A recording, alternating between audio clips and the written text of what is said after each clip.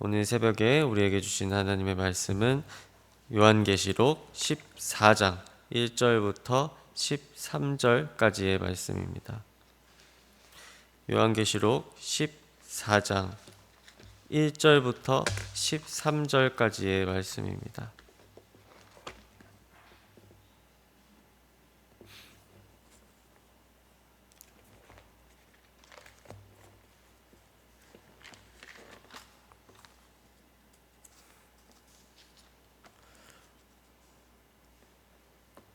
신약 412쪽에 있습니다. 요한계시록 14장 1절부터 13절까지의 말씀을 저와 여러분이 번갈아서 교독하도록 하겠습니다. 또 내가 보니 보라 어린 양이 시온산에 섰고 그와 함께 14만 4천이 서 있는데 그들의 이마에는 어린 양의 이름과 그 아버지의 이름을 쓴 것이 있더라. 내가 하늘에서 나는 소리를 들으니 많은 물소리와도 같고 큰 우레소리와도 같은데 내가 들은 소리는 검은 고 타는 자들이 그 검은 고를 타는 것 같더라. 그들이 보좌 앞과 내 생물과 장로들 앞에서 새 노래를 부르니 땅에서 속량함을 받은 14만 4천 밖에는 능히 이 노래를 배울 자가 없더라. 이 사람들은 여자와 더불어 더럽히지 아니하고 순결한 자라. 어린 양이 어디로 인도하든지 따라가는 자며 사람 가운데에서 속량함을 받아 처음 익은 열매로 하나님과 어린 양에게 속한 자들이니 그 입에 거짓말이 없고 흠이 없는 자들이더라. 또 보니 다른 천사가 공중에 날아가는데 땅에 거주하는 자들 곧 모든 백족과 종족과 방언과 백성에게 전해 영원한 복음을 가졌더라.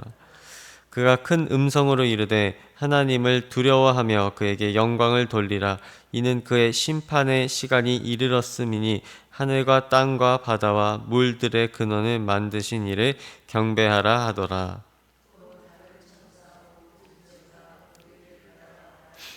무너졌도다 무너졌도다 큰 성 바벨론이여 모든 나라에게 그의 음행으로 말미암아 진노의 포도주를 먹이던 자로다 하더라. 또 다른 천사 곧 셋째가 그 뒤를 따라 큰 음성으로 이르되 만일 누구든지 짐승과 그의 우상에게 경배하고 이마에나 손에 표를 받으면 포도주를 마시니 그 진노의 잔에 섞인 것이 없이 부은 포도주라. 거룩한 천사들 앞과 어린 양 앞에서 불과 유황으로 고난을 받으라. 그 고난의 연기가 세세토록 올라가리로다. 짐승과 그의 우상에게 경배하고 그의 이름표를 받는 자는 누구든지 밤낮 쉼을 얻지 못하리라 하더라. 성도들의 인내가 여기 있나니 그들은 하나님의 계명과 예수에 대한 믿음을 지키며 다 같이 읽겠습니다. 또 내가 들으니 하늘에서 음성이 나서 이르되 기록하라. 지금 이후로는 주 안에서 죽는 자들은 복이 있도다 하시매 성령이 이르시되 그러하다. 그들이 수고를 그치고 쉬리니 이는 그들의 행한 일이 따름이라 하시더라. 아멘. 우리는 계속해서 계시록을 살펴보고 있습니다. 오늘의 말씀은 14장의 말씀의 내용으로 하늘의 전투의 그 끝부분을 다루고 있습니다. 14장부터 14장까지의 내용은 12장부터 14장까지의 내용은 하늘에서 벌어지는 천사와 용의 전투, 그리고 그 전투에서 패배한 용이 두 짐승을 불러와서 하나님의 어린 양과 대결하는 내용이 주를 이루고 있습니다. 14장은 그 모든 전투에서 승리한 어린 양의 모습과 그를 따르는 14만 4천 명이 찬양하는 그 모습들이 그려지죠. 13장에서 하나님을 따르는 성도들을 이기고 지배하는 그 두 짐승의 모습이 나왔지만 14장의 시작 부분에 요한이 본 것은 그 모든 싸움에서 이기고 시온산에 함께 서 있는 어린 양과 그를 따르는 14만 4천 명의 무리, 그 환상을 사도 요한은 보았습니다. 시온산은 일찍이 구약에서 하나님이 계신 곳을 상징하는 장소였습니다. 만약 하나님과 어린 양이 패배했다면 시온산에 서 있는 행동은 하지 못했겠죠. 그러나 그들은 패배하여 어딘가에 숨지 아니하고 자랑스럽게 시온산에 서 있는 모습입니다.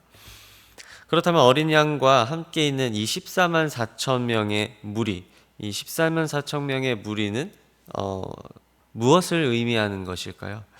요한계시록 7장에 그에 대한 설명이 있는데 하나님의 종들 중 인침을 받은 사람들을 말합니다. 이스라엘의 12지파 중 한 지파당 12,000명씩 뽑아서 총 14만 4천 명이다 라고 7장에 기록되어 있는데 이에 대해서 이 신천지와 같은 이단 종교에서는 이에 대해서 문자 그대로 받아들입니다. 그래서 자기 종교의 교세가 14만 4천 명이 되면 예수님의 재림이 임할 것이라고 이야기하는 것이죠. 그렇다면 그렇게 되면 세상의 끝이 도래하는 것이다. 그래서 우리 종교의 교세를 14만 4천 명이 되게 하기 위해서 전도를 해라. 이렇게 옛날에는 신천지가 포교 전략을 세웠었습니다. 그렇지만 이 14만 4천 명의 그 교세가 넘어가니까 막상 이 신천지의 교세가 14만 4천 명이 넘어가니 돌연 그 교리를 바꾸었죠. 다르게 교묘하게 또 바꾸었는데 이 14만 4천 명의 무리를 이처럼 문자적으로 해석하려고 하면 모순을 느낄 수밖에 없습니다. 이것은 이 비유이기 때문인데요. 14만 4천 명은 그 당시로 보나 지금으로 보나 매우 많은 사람의 수라는 것을 알 수 있습니다. 우리가 현대사회를 살아가면서 큰 숫자를 너무 많이 접하기 때문에 14만 4천이라는 숫자가 그다지 크게 느껴지지 않을 수도 있지만 사실 우리는 10,000명 정도도 우리 한눈에 담기가 어렵습니다. 그만큼 14만 4천이라고 하는 숫자는 생각보다 엄청난 수인 것입니다. 한눈에 결코 담을 수 없는 수가 14만 4천이라는 엄청난 수입니다. 그러므로 오늘의 말씀에 등장하는 14만 4천의 성도들은 전 인류의 구원받은 자들을 뜻하고 매우 많은 수의 구원받은 자 정도로 생각하여야 적절한 해석이라고 볼 수 있을 것입니다. 게다가 이들이 함께 서 있는 존재는 함께하는 존재는 어린 양이기 때문에 어린 양에 의해서 구원받은 성도들이라는 것을 암시한다고 볼 수 있는 것입니다. 그리고 사도 요한이 본 환상에서 들리는 소리가 있습니다. 2절에서와 같이 하늘에서 들리는 소리로 많은 물소리 같기도 하고 우레소리 같기도 하다 이렇게 묘사를 하는데요. 이는 14만 4천의 성도들이 하나님을 찬양하는 소리라고 볼 수 있습니다. 그 이유에 대해서는 3절에 나와 있는데 우리 다 함께 3절을 읽어보면서 그 이유를 함께 살펴보도록 하겠습니다. 시작. 그들이 보좌 앞과 내 생물과 장로들 앞에서 새 노래를 부르니 땅에서 속량함을 받은 14만 4천 밖에는 능히 이 노래를 배울 자가 없더라. 아멘. 이 큰 소리는 누군가가 새 노래를 부르는 소리라는 것을 알 수 있는데 앞서 등장한 14만 4천의 성도들 외에는 이 노래를 배울 수 있는 존재가 없다라고 얘기하고 있습니다. 그렇기 때문에 이 새 노래, 이 큰 우레소리와도 비슷하게 느껴지는 많은 물소리와도 비슷하게 느껴지는 이 큰 소리는 이 누군가가 부르는 새 소리 그리고 그 누군가는 14만 4천의 성도라고 결론 지을 수 있습니다. 14만 4천의 성도들이 승리하고 나서 예수님께 이 찬양을 올려드리는 소리가 이 큰 소리라고 하는 것입니다. 즉 짐승과의 전투에서 승리한 어린 양과 14만 4천의 성도가 어린 양에게 찬양을 드리는 그런 내용인 것이죠. 우리는 이 말씀을 보면서 그리스도인이 마땅히 가져야 할 태도에 대해서 짐작해 볼 수 있습니다. 우리는 스스로 구원에 이를 수 없는 존재입니다. 그러나 하나님의 어린 양, 즉 예수 그리스도를 통하여 구원에 이르게 되었으니 언제나 그 구원의 감격, 나를 구원하여 주셨다는 그 사실에 대해서 기억하면서 주님께 찬양 드리는 것을 계속 하여야 하는 것이 성도의 옳은 삶이라고 할 수 있을 것입니다. 또한 전심을 다해서 찬양을 해야 되는 것이죠. 우리가 보통 찬양을 부를 때 두 손을 들고 찬양을 부르자는 인도에 따라 두 손을 들고 찬양을 부를 때가 있습니다. 그렇게 하는 이유는 무엇일까요? 단순히 감동받았다는 의미로 두 손을 드는 것뿐만이 아니라 우리들의 마음을 주님께 전심으로 올려드린다라는 마음의 표현으로 두 손을 올려서 표현하는 것입니다. 모든 마음들은 표현되어야 알 수 있습니다. 즉 우리가 마음을 먹었다면 행동으로 드러내야 하는 것이죠. 예수님에 대한 감사와 사랑, 그 감정을 마음을 가지고 있다면 두 손을 아끼지 않고 올려서 찬양을 드려야 합니다. 이어서 4절을 보면 이 14만 4천 명의 성도들이 어떤 사람들인가에 대해서 나와 있는데, 여자와 더불어 더럽히지 아니하고 순결한 자라, 이런 표현이 나옵니다. 이것은 자칫 잘못 해석하면 하나님이 여자를 차별하신다는 뜻으로 받아들일 수도 있고, 여자를 만나면 더러워지는 것인지 혼란스럽게 되기도 하죠. 실제로 여자와 더불어 더럽히지 않는 것이 순결해지는 방법이라면 14만 4천 명의 이 성도들은 무조건 남자로만 이루어져 있어야 하겠죠. 그러나 이것 또한 일종의 비유로 봐야 합니다. 구약시대 때부터 이어져 온 우상숭배들의 행태들을 좀 살펴보면 대표적으로는 바알이라는 신을 섬기는 행위를 예로 좀 들 수가 있습니다. 제일 많이 섬겼죠. 그는 농사가 잘 되게 하는 신이었습니다. 그를 기쁘게 하기 위해서는 바알 신전에서 성관계를 해야 했죠. 그리고 그 신전에서는 상시로 그 성관계를 하는 것이 가능하게 하기 위해서 성전에서 봉사하는 그 여인들을 두었습니다. 즉 여자와 더불어 더럽힌다는 것은 이러한 문화적 배경을 가지고 하나님을 배신하고 바알 신전에서 성관계를 하는 모습을 의미하고 그것을 상상하고 사도 요한이 이렇게 써내려간 것임을 알 수가 있습니다. 그래서 구약에서는 하나님을 배신하고 우상을 섬기는 행위를 행음했다 혹은 간음했다라고 얘기하기도 합니다. 실제로 간음하고 행음하는 것을 이방 신상을 섬기면서 했던 행동이기 때문입니다. 사도 요한은 이러한 구약 시대 때부터 전해 내려오는 그런 문화적 배경, 그것을 빼놓지 않고 사용하여서, 그 표현을 사용해서 활용해서 유대인들에게 읽히기 쉽게, 또 그런 세계관 속에서 사는 사람들이 알기 쉽게 이 얘기를 써놨던 것입니다. 우상을 섬기고 하나님을 배신하는 행위를 여자와 더불어 더럽히는 행위라고 비유를 한 것입니다. 그래서 이 14만 4천 명은 즉 우상을 섬기지 않고 하나님을 또한 배신하지 않고 잘 따라오는 사람 정도로 해석하여 볼 수 있을 것입니다. 그래야 다른 천사가 공중에 날아가며 어린 양의 승리에 대한 복된 소식, 즉 복음이죠. 그 복음을 전하러 가게 되는데, 그는 하나님께 영광을 돌리라고 말하는 한편 하나님을 배신한 무리가 당하게 되는 심판에 대해서도 예고합니다. 천사는 8절을 통해서 큰 성 바벨론이 무너졌다고 말하는데, 그 바벨론은 구약 시대 때부터 사용된 일종의 관용적 표현입니다. 문화적 배경의 그 표현인 거죠. 아까 그 행음하였다 그런 표현이랑 비슷한 원리로 쓴 표현입니다. 구약 시대 때 이스라엘을 멸망하게 한 나라가 바로 바벨론입니다. 그렇기 때문에 이 하나님을 대적하는 세력에 대해 바벨론이라고 표현하게 되는 것이죠. 그래서 하나님께 대적한 자들은 진노의 포도주를 마신다고 합니다. 즉 하나님께 그 진노의 심판을 받는다라는 뜻으로 볼 수 있죠. 진노의 잔이라는 건 그걸 받아서 마신다는 건 진노의 심판을 받는다, 이 정도로 보시면 될 것 같습니다. 그리고 그 심판을 받는 자들은 불과 유황으로 고통받고 그들이 그 타는 연기가 세세토록 피어오른다고 합니다. 영원히 고통받게 된다는 것이죠. 그들에게는 밤이든 낮이든 쉴 새 없이 찾아오는 고통만 있을 뿐입니다. 쉼이 없다라고 이야기하고 있죠. 그러나 12절에서 하나님을 배신하지 않은 성도들에 대해서는 그들의 인내가 있다고 하는데, 그들은 계명을 지키고 예수님에 대한 믿음을 지킨 자들입니다.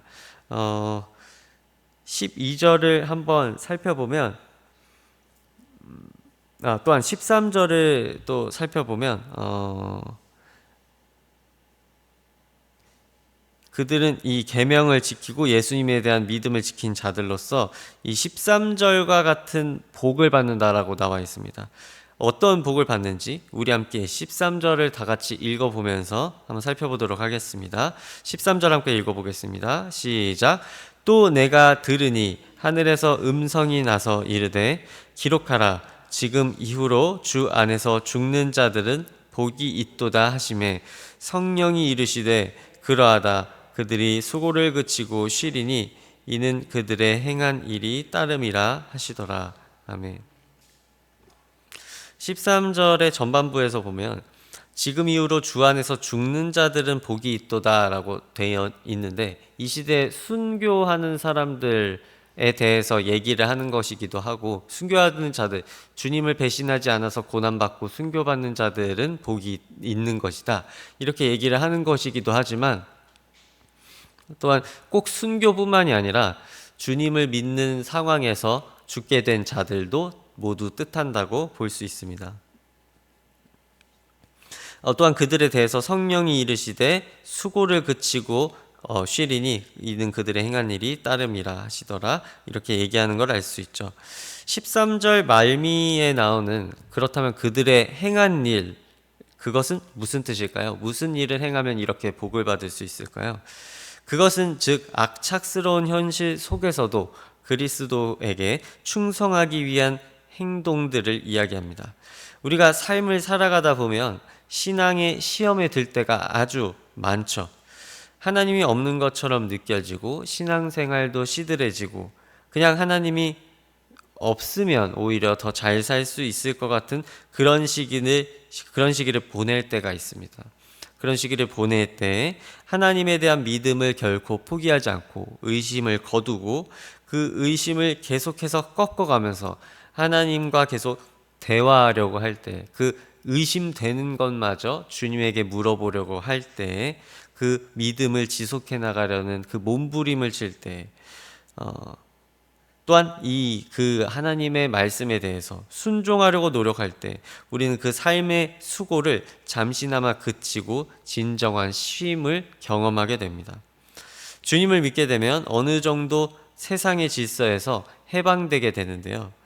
우리가 하나님 없이는 이 돈 때문에 전전긍긍하거나 관계 때문에 전전긍긍하거나 자식 때문에 전전긍긍하거나 내가 인생에서 중요하게 생각하는 기타 가치들에 지배당하면서 살게 되는데, 하나님을 믿고 나서는 그 하나님께서 오직 하나님만을 의지하고 사랑하면 모든 인생의 길을 보여주시고 빠져나갈 길을 예비해 주시고 또한 감당할 수 있는 고통을 주시기 때문에 그런 가치들, 세상 가치들에 의존하지 않고도 웃을 수 있고 또 평안한 마음을 얻을 수 있죠.